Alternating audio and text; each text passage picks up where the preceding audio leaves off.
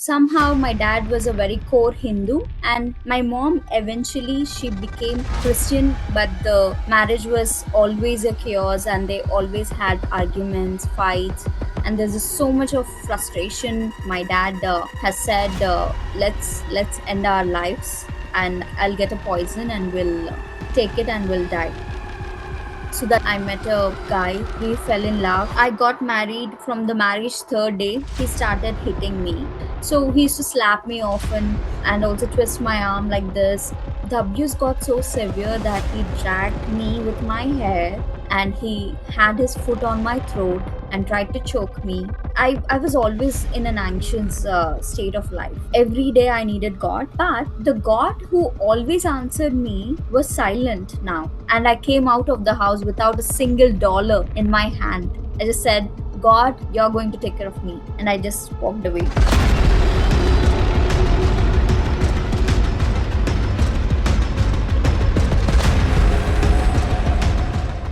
Welcome back to the Supernatural Truth, where you're going to hear the absolute ultimate truth, finally answering the question who really is God, with the evidence and steps to follow Him. If this is your first time, I'm your host, Cheryl, and I am so blessed that you have decided to join us today. Today, you're going to meet our guest, Lavanya. She comes from a practicing Hindu family. She comes from a very difficult childhood where her father once said that all of them need to drink poison and kill themselves. And that's when she and her family, her mom and her sister, went down on their knees and they met the real God. She went through an abusive relationship where her husband actually put his foot on her throat and she had to be rescued by the FBI and the police in the US. You're going to hear that salvation, redemption, rescue story of how she went from where she was to where she is today. So hang on to every word and you're going to just be blessed by this testimony. I know it, I know it, I know it. Lavanya, we're so happy that you are here. All glory to God. Welcome, sister. Hi everyone, I'm Lavanya. I'm so happy to share my testimony today. Yeah, so let's Amen. continue. Yeah, we're honored to have you. Okay, take it from the beginning. What was life like for you growing up as a little girl in a Hindu family? And what were the sequence of events that led you to the truth? Take us through your journey, sister. Oh, sure. So growing up, I'm from Hyderabad, India. So I have my mom as a Hindu person, and my dad also was a Hindu. They both were married, and but the marriage was always a chaos, and they always had arguments, fights, and there's just so much of frustration because of their arguments at home. So somehow my dad was a very core Hindu, and my mom eventually she became Christian because her grandmother, who couldn't speak or write Telugu, God gave her the power to read Bible in Telugu.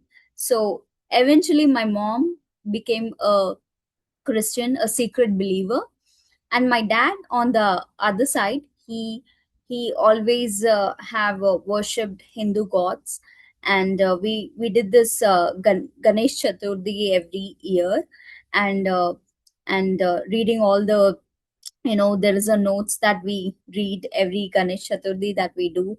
And I was so excited because Indian culture, Indian festivals always fascinated me, especially we'll dress up and we do all those rituals, and it was very interesting to me. And then so I was worshiping all different gods.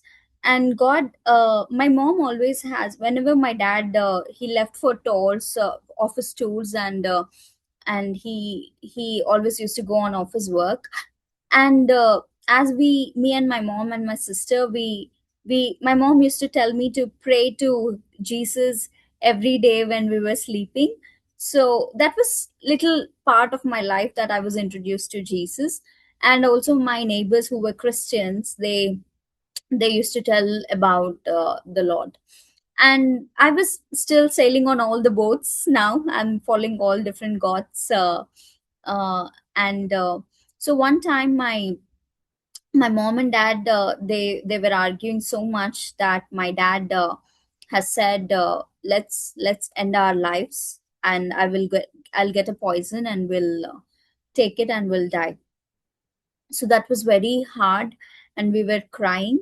Me, my mom, and my sister, we knelt down and we prayed about it, about our dad's heart to change.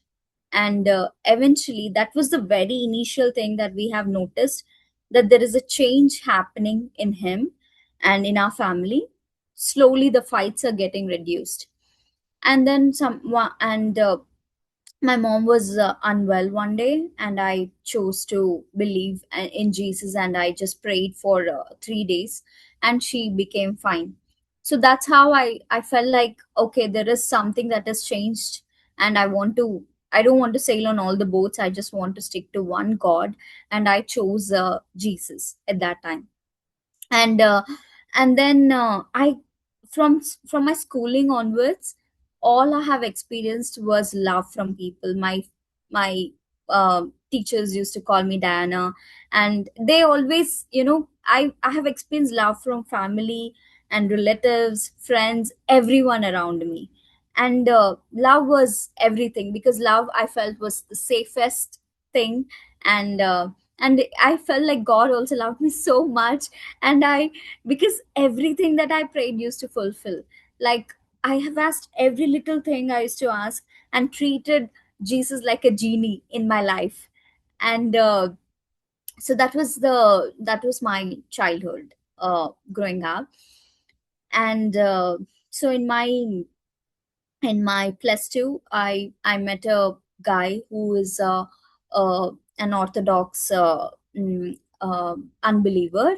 And he became my very good friend initially. And so and we just shared a lot of things together, and eventually we fell in love. And we we got married. And even before marriage, I think I thought there was certain kind of possessiveness and controlling which he had done. But I thought Indian men anyways are kind of little bit dominative, which we have even experienced, might have experienced in our schooling, or in other places. So I thought it's the same. And yeah, and I got married, and he had the demands like, it has to be a Hindu marriage. We cannot do a Christian marriage. And I had to, convince my mom to do all the Hindu rituals, which she was not willing, and I was not willing myself. But how I thought, I'll just when it comes to him, I always kept my Lord away. you know Whenever I was with him, with my husband, or with my boyfriend at that time, I always kept Jesus away from me, because both never really synced in my life. So I thought I'll just keep the Lord away. And then, so I got married. We From the marriage third day, he started hitting me,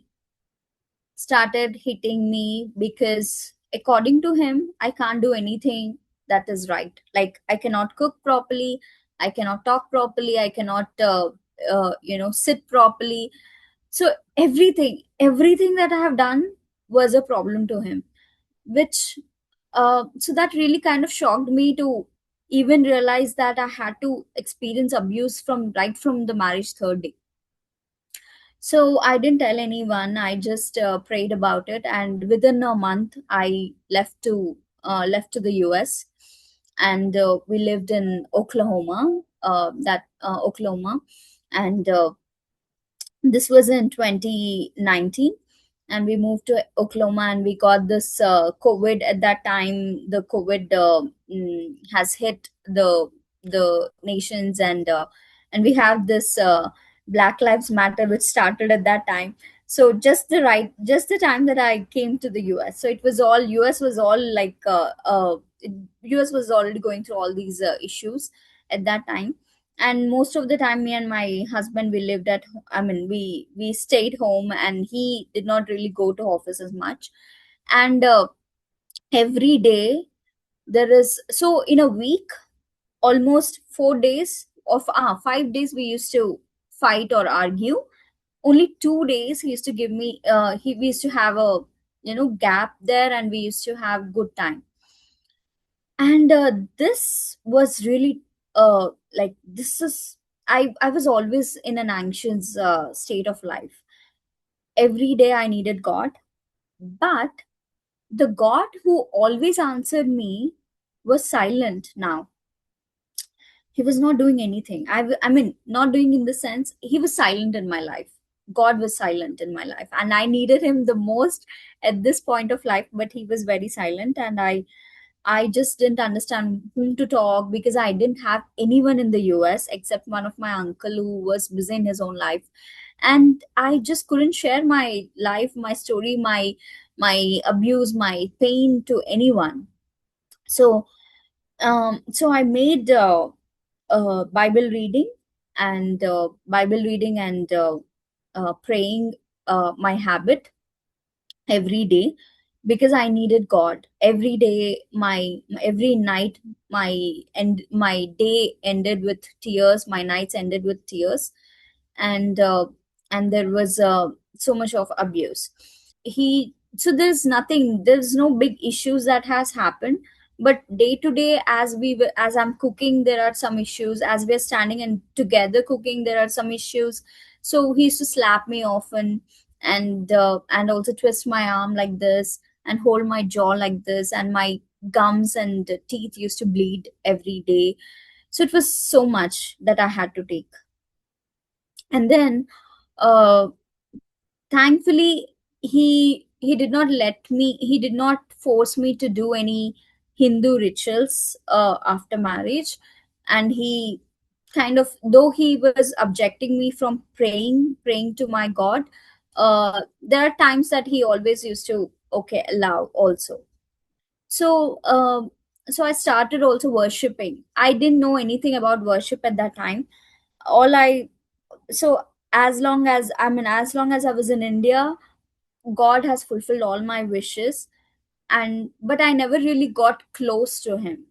But here in the US, I had to depend on him for everything, right from the time that I wake up in the morning to the time I slept.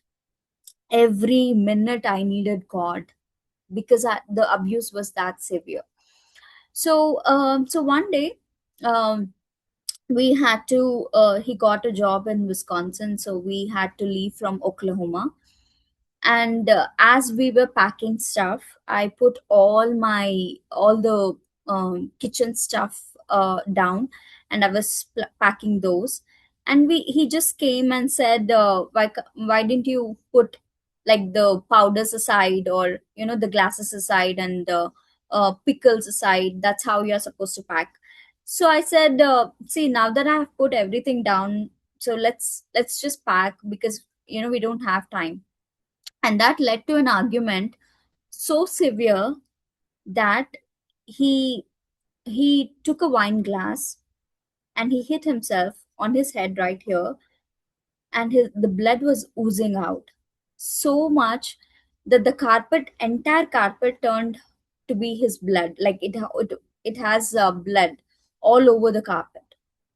And then we went to the hospital, and I wanted to complain to the security officer there, who stands in the like in the hospital. And he immediately he came my husband, he came to me and said, if you complain to anyone, I will take his gun and shoot myself. And i was I was so I just turned calm, and I didn't say anything. And we just came home after he got some stitches. And we just came home, and we shifted to Wisconsin. He drove to Wisconsin, and we shifted. And that is the time I felt like I just wish God. I mean, I there are many times I dialed 911 in the US, but I never really called, because we are on visas and in the US. And not sure what will be the future, what will happen if I complain. And I was also doing my masters at that time. Since I was dependent on him, I even my masters will be impacted. So everything so I know that is nothing is worth of the abuse that I was taking. but uh, but I thought I'll just stay calm. So we shifted to Wisconsin, and as I shifted to Wisconsin, uh, things have turned. So this was very small issue that he was taking uh, something from marketplace, TV stand from a marketplace, and he was measuring the stand, and he told me to hold a thread. Somehow I just left the thread, and he abused me, saying something to my mom. And then I kept it in my heart, and as we picked up the TV stand, he said, we got cheated because the stand was somehow broken and they still took it. And I said, no, we are not cheated. You got cheated, I said, because you choose to abuse people. You choose to abuse people, and God is trying to punish you. That's what I said. And that's it. He hit me so hard on my head the entire journey, and it was so severe. He was continuously hitting me, and if he hits me 10 times, I would definitely hit him one time. And somehow men's power is much more than a woman's power, so it was my strength. So he dominated, and we eventually reached home, and the abuse got so severe that he dragged me with my hair to the bedroom, and he had his foot on my throat and tried to choke me, and also was he held a knife and tried to threaten me. At this point, uh, I was so shocked to realize someone's foot on me was so painful to even realize. By the time I even realized the person is on me, and it was so much pain, and I just cried so much. And then and eventually I kind of shared these things to his cousin, and I told him that I shared with his cousin because I didn't want it again her to say something. And the moment he got to know this, he hit me so hard on my head, my ear was ruptured, and my teeth and gums bleed every day, I mean used to bleed every day. And he hit me so hard, like 8 times on my head, that there is like some bump that I got at that time. And and I was like so broken now in my life. And uh, and then my neighbors were so my neighbor was from American Army. He was dating a girl in an apartment which is like just adjacent to us, and the girl's sister was an FBI. So they started becoming close to me because they liked the Indian food I was cooking for them. And so every night they used to come, and before 11 o'clock we used to talk 11 p.m., and they ate my food, and they loved my food, and we all had nice time, and that's how every day went. So with all this abuse, I one day my husband asked me, let's cook something for our neighbors. So I was making a very nice chicken korma curry for the very first time in my life, investing so much of time. So he gave me all the chicken, and he went to the office. So the abuse happened just right 1 week before, and after 1 week I'm making this curry for them and all the food for them, and I got little time for myself. So I sat on the couch and I said, God, all I have today is my breath to give you, and I worship you with my wounded body. I worship you, and I worshipped God. Worshipped. I sang a song. I sang this "What a Beautiful Name It Is" song. Somehow that song really is very special in my life. So I sang that song, and I just prayed that little prayer on my couch, because I couldn't even kneel down at that time because I was so wounded. My body was so painful and sore.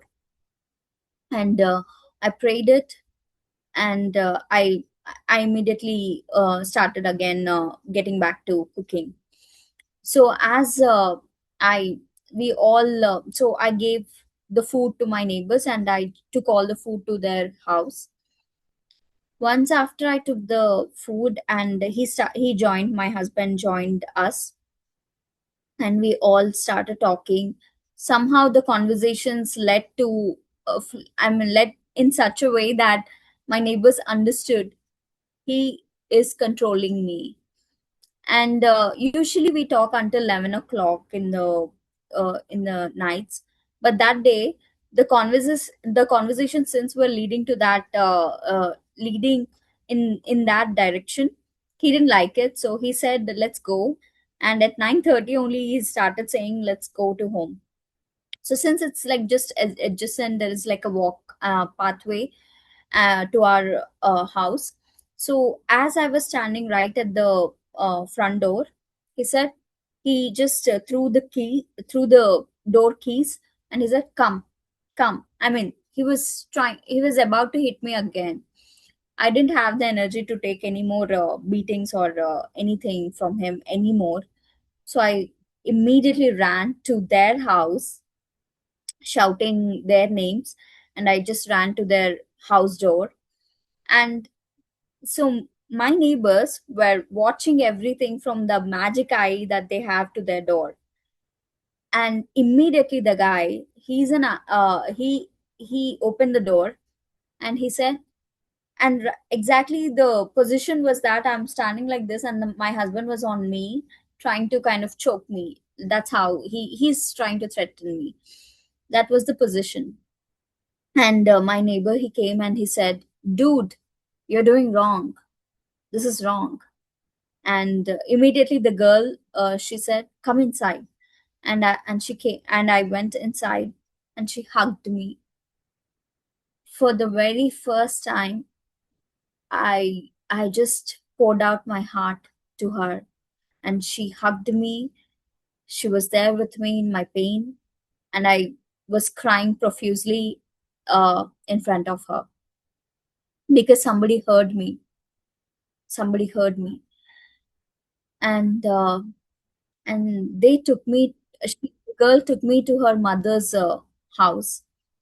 And her mother was very very sweet to me. They're all Americans, and they were very sweet to me. And her mother, she said, "I have been there, don't worry." She said, "That's it." She understood what I was going through exactly, because her mother also went through the same some years back. So she understood my pain. And you don't believe, I slept in her mother's couch, like as if I did not sleep for ages. And I just slept like that in their house, because my anxiety, my stress, my everything has gone away. I was in a safe place, and I slept there. And immediately her sister, who is an FBI, she came and she talked to me. And I said, I've gone through this much and all that. And I told them that we can't complain to the police, because we are, you know we are in our visas. And I'm also doing my masters, which will interrupt, because since I'm dependent on him, and please, we cannot complain. And they respected my decision, and they did not complain about it. And eventually I said, if there is something that I can, somewhere that I can go. And I said, and I came out of the house without a single dollar in my hand. I just said, "God, you're going to take care of me." And I just walked away from him. And they sent me to Harbor House. My neighbors, they said there's something called Harbor House, which is a shelter, domestic shelter, home for women who are going through abuse like you, and you can stay there. I went there for the very first time in my life. I felt like an orphan because all I have experienced was love in my life. Entire life I have experienced love and safety from people. And I was in a state of life where I needed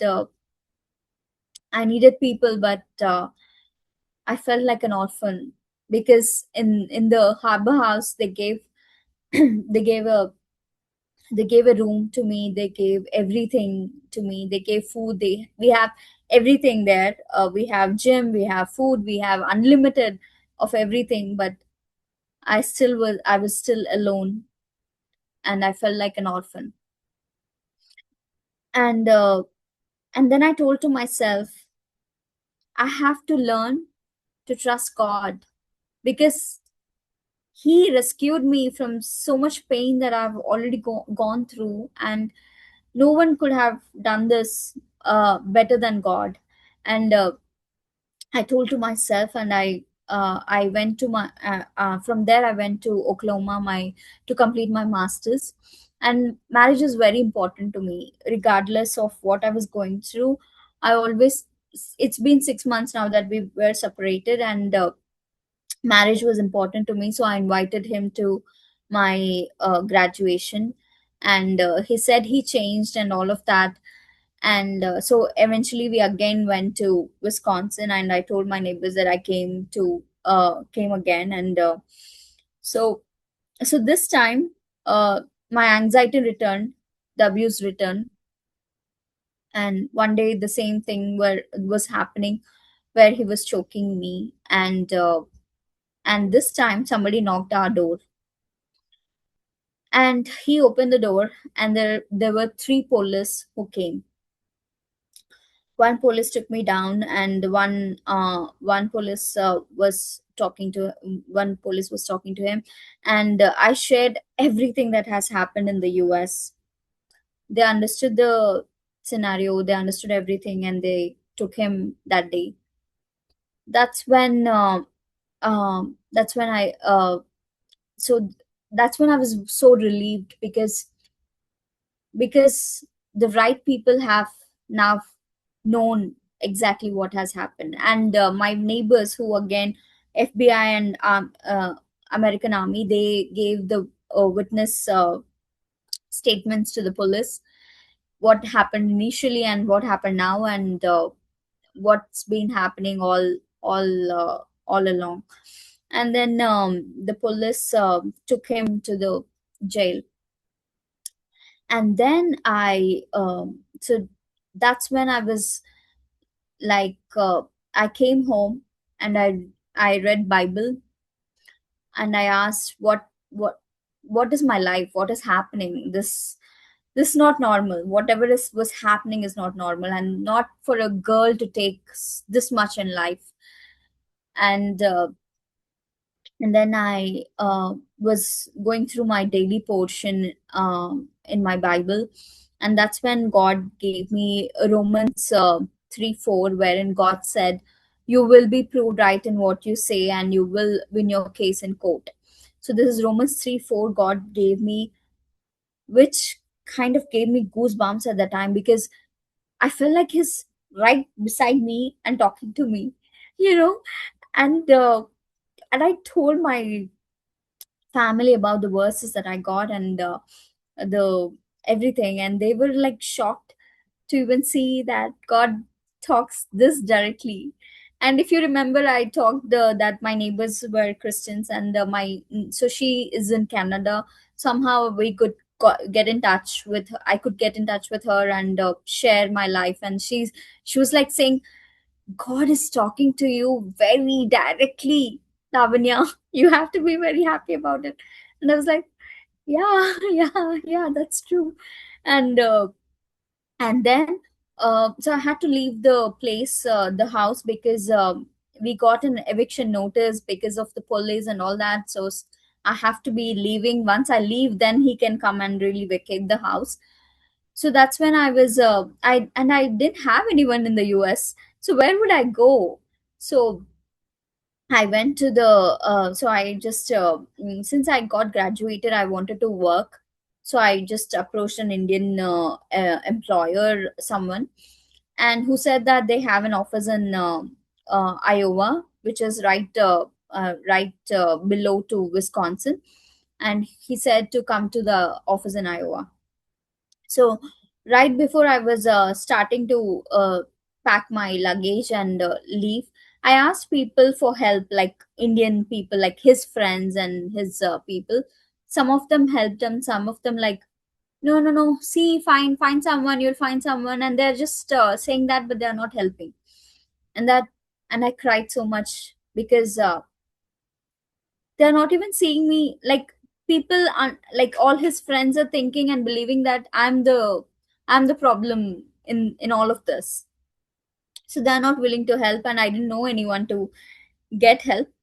So, and then tears fill my eyes, but I cannot keep crying about it. I have to do the work, and I have to start going and I have to start somewhere and go start being independent. So that's when I opened my Bible right before I packed my luggage and leaving from there. I opened my Bible, and God gave me this, which is from Second Corinthians 2:6. Let it be enough for such a man to have undergone the punishment which the church put on him. So this verse told me that God is with me in all this while, all this journey that I'm having. God is with me. And so immediately I left from there, and I people I've so I have this big luggage. I'm really short height person, and I have this big luggages and two big bags and two small bags, and I'm like, this one person carrying all four, how is it possible? And you don't believe, Cheryl, or people have come and started asking me, do you want help? The American old people, they came and like, all along they're like, do you want any help? you know all of a sudden randomly they're coming and asking me. And I got so much of weight in my luggage. And it was Southwest Airlines that I was traveling, and this person who was checking the weight of the luggage, the luggage weight exceeded so much. And he said, this weight is like too much. And okay, I'll make an exception for you, he said. I was like, wow. And yeah, so that's how I kind of eventually landed in Iowa. And then they I was given a room, and I was in that room. I So God gave me three people here. And yeah, so there's one girl who was experiencing depression and lost her parents. So I shared my testimony with her, and everyone, in fact, that wherever I go, I started sharing my testimony. And God God is the best teacher in everything. And I opened my bank account, I opened my SSN, I opened my everything, and started earning, and started my life being independent. And I was like, God, what to do about this? How to pay this bill? How to deal with this? Everything. I started asking God, and God has been my teacher all along. And so He became a very integral part of my life, because of the rescue, because of the people, because of every help that I got. And then eventually I came to Texas, and there I met a very old lady who lost her daughter to she shot herself with a gun. The daughter was in depression and everything. So this lady was this old lady was going through a lot because of that trauma, and she treated me like her own daughter. Hey, do you love what you're seeing in this ministry? And do you feel like you want to partner with us in taking the truth, which is Jesus, further into all the nations and exposing the lies of the enemy? If you said yes, then head over to dub.sh/giving, GIVING. Thanks so much in advance, and let's get back to the episode. And I was like, I have experienced love just like I was experiencing from my childhood. The same kind of love God gave me again after long time.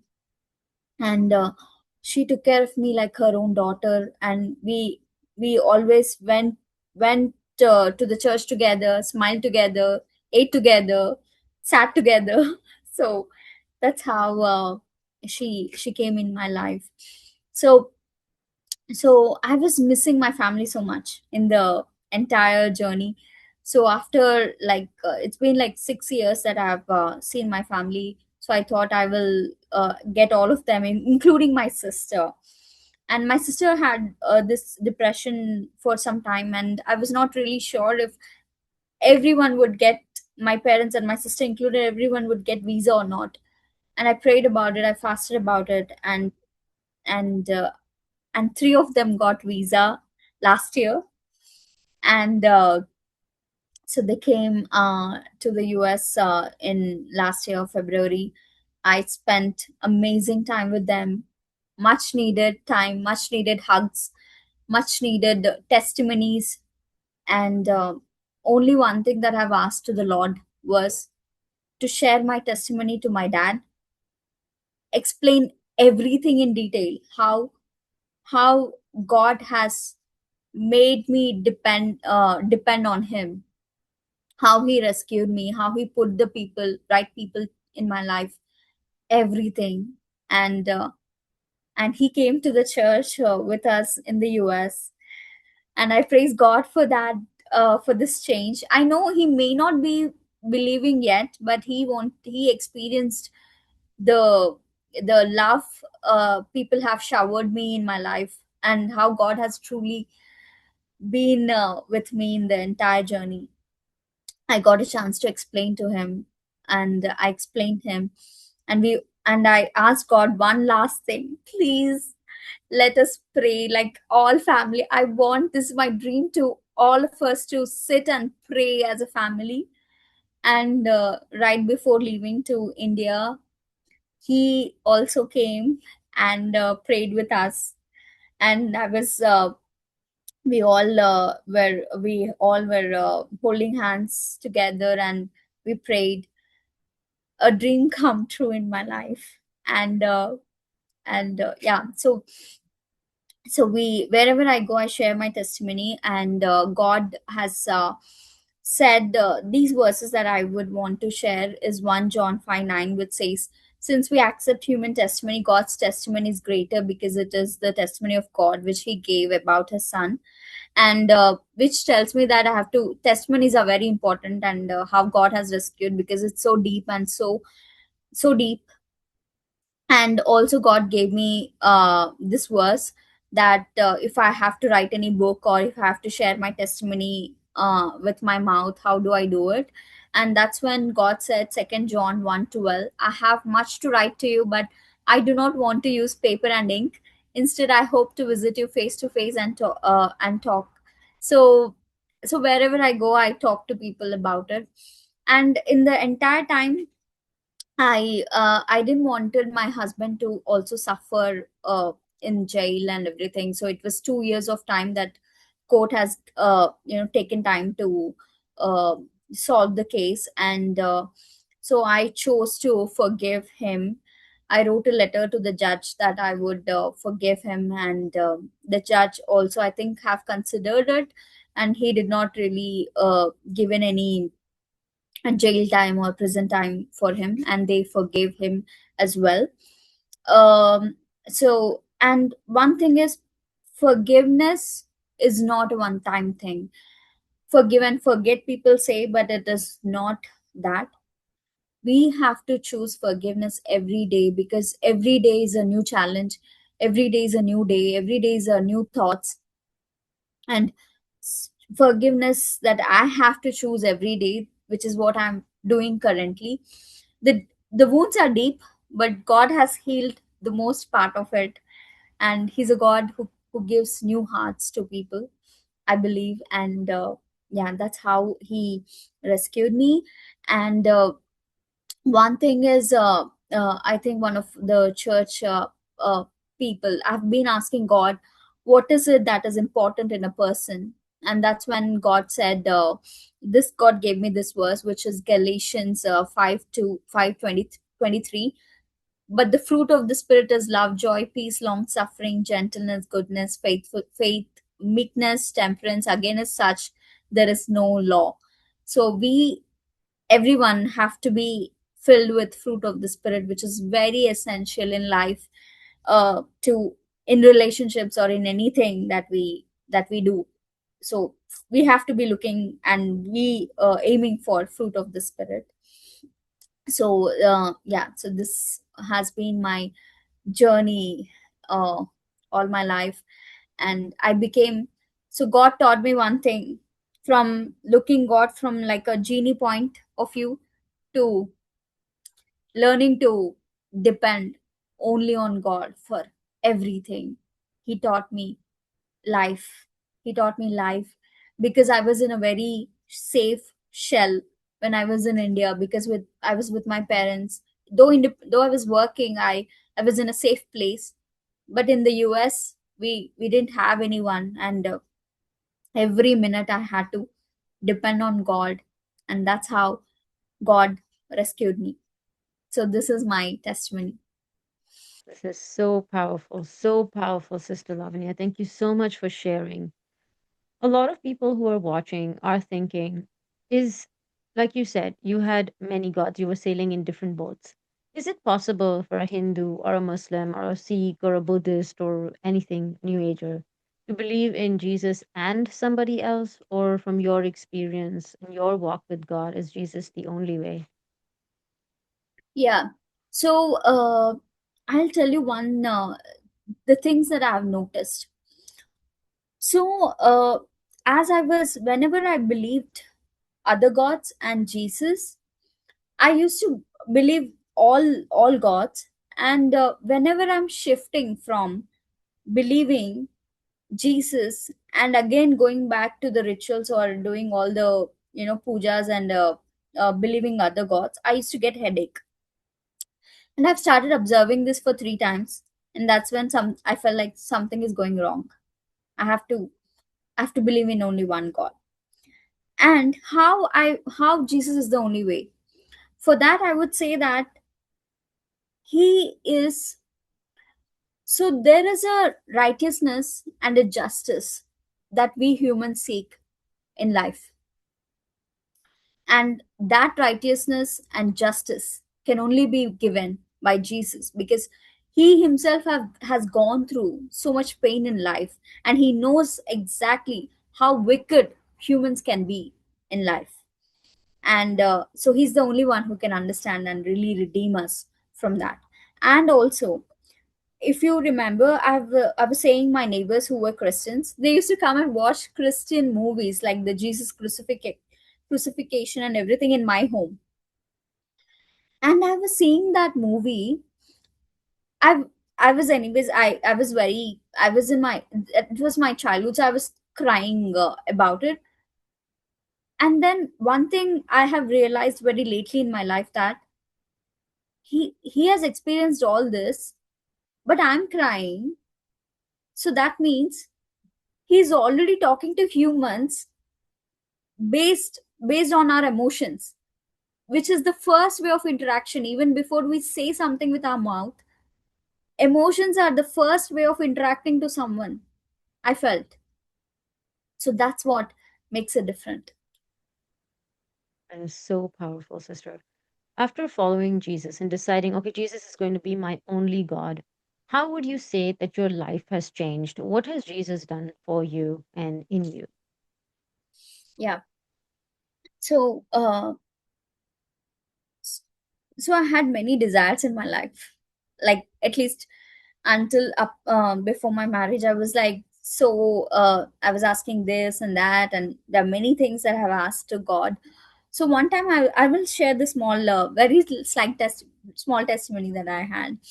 So my friend, my neighbor, she told me one thing: Lavanya, write everything, all your requests on a book and pray about it. And that's how I started writing everything. And there is a time that I have to go to my office, but cap I mean the pickup point of the vehicle that picks me up is not at from my house or my location. It is, I have to travel certain distance, and then I have to board the cab. So I was asking people, why don't we have a pickup location to our location, because it is so easy and we are so many people, and we don't have one.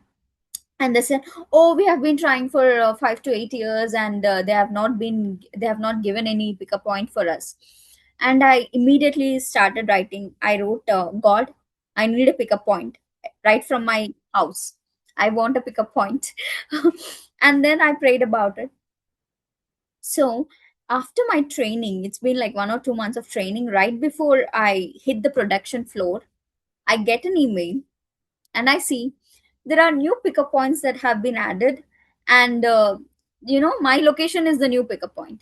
And I was like, wow, this is amazing, and I asked it out of safety, to God, and He fulfilled it. And it was amazing, and I've been experiencing this is just one testimony, but I had so many. I can say a lot about it, a lot of testimonies that um god had God had done, very specific. And He's a personal God. He also thinks about your safety. He also thinks about your mind, your heart, your worries, your everything, every emotion. He understands. He knows about it. So yeah, that's how I Praise would God. say. That's so good. That's so good. I love that. Do you have any words that God's asking you to share with the audience before we close today? Yes. Yes. Yeah. So one thing I want to say is, being a woman is not easy. Being abused is not easy. Any kind of, any form, emotional, physical, mental, any kind of any abuse is not easy. But God has already gone through the same on the cross, and He understands.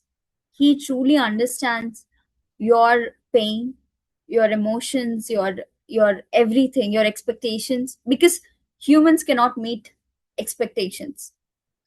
Only God can. So we have to, if there is something that is bothering, only we have to pray for people, and we have to pray to God that to change their heart, to be to be aligned to whatever that you want. And I'm sure He's a God of, He's very partial towards women, because He says he will God will not hear the words of a woman who is, like a husband who abuses woman, and like his wife. So He's very partial, I would say. He's a God who's very interested in our prayers. And I think, I heard from a pastor that God cannot stop listening to a woman's prayer, woman's whatever she says, whatever she prays. And I would say being a woman is very special. At the same time, it has a lot of cost that we have to pay because of the people's wickedness in life. And there are many women, even like Indians like me in the US, who are suffering so much by their spouses. So I want to tell audience, mainly the people who are suffering in any form it can be, Jesus is the answer. Look to Him. He understands everything, and He talks to you very personally, specific to your situation. And He's real. Jesus is real. Yeah. Wow. That really touched me. Amen. Jesus is real and He is your hope. No matter what you're going through, call on Him. Just try Him. Just try Him. All right, sister, let's pray for the audience and anything God's asking you to pray for people. Please go ahead and then we'll close for today. Okay, yeah, let's pray. Uh, Abba, Father, Lord Jesus Christ, Holy Spirit, God, thank you for this testimony. Thank you for this time. Thank you for Sister Cheryl. Thank you for the audience, my Lord. You know everyone who's going through everything and spoken, unspoken things in life. And somebody must have lost people. Somebody has been suffering from abuse. Somebody is going through pain in life in some or the other form, and it's always because of other person people suffer. And please God, look at everyone and talk to everyone. And you are a God, you're a personal God.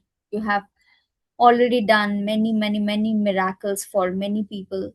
And please, please, Father, we pray that every knee to bow and every knee to confess your God, and every person to look at you and seek you and interact with you every day.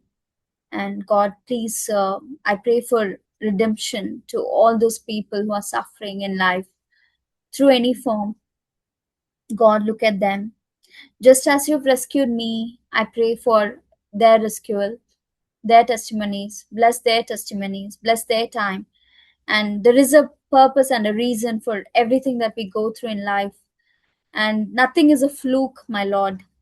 There is a divine purpose and divine reasons for everything, I believe. And I pray for all those who need you to, to Father, for greater testimonies in their lives. Father, thank you. I pray all this in Jesus' precious, mighty, matchless, powerful name. Amen. Amen. Amen. Amen. Thank you so much, sister. God bless you. Thank you. Thank you, Cheryl. Thank you. If you enjoyed today's testimony, then you want to watch the one that is coming up on the screen next. This is Sarvapalli Shivanandam, also a devout Brahmin Hindu family. They had a temple in their house, a whole room there was a temple. And he had a difficult life as well and was about to kill himself. And then somebody stops him. You've got to see who that somebody was and what he does today. So that one is coming up on the screen right now. If not, check the link in the description. Also, if you haven't subscribed yet, then what are you waiting for? Hit that subscribe button. I'll see you in the next video. God bless you. See you next video.